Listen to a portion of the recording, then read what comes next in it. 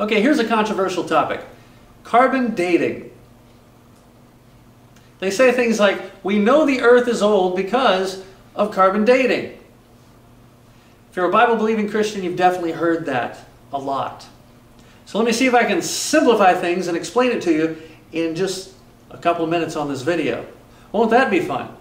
Now, most carbon is very stable. That's carbon-12. Stable. It's good.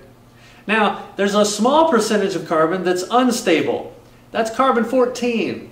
Unstable just means that it decays. And as it decays, as it breaks down, it turns into nitrogen.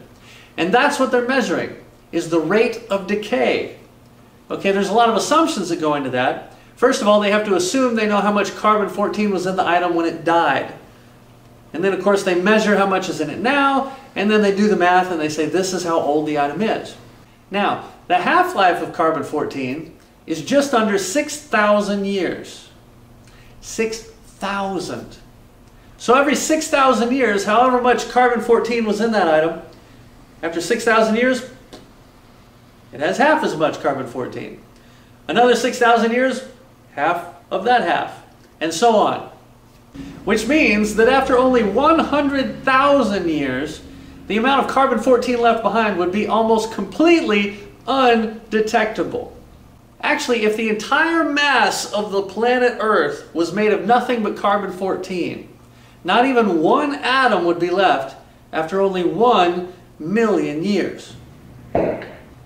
So, carbon-14 dating can't possibly be used to show that the Earth is millions or billions of years old. It's not scientifically possible for it to do that.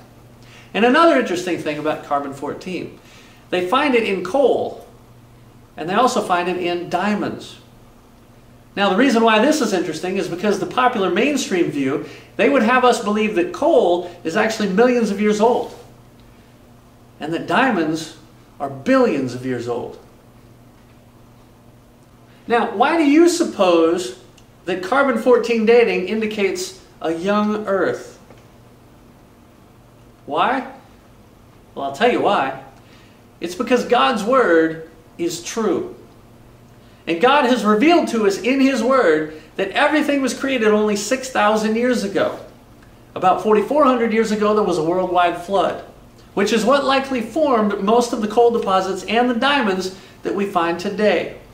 So naturally, we would expect to find plenty of carbon-14 in coal and in diamonds. And hey, look at that, we do.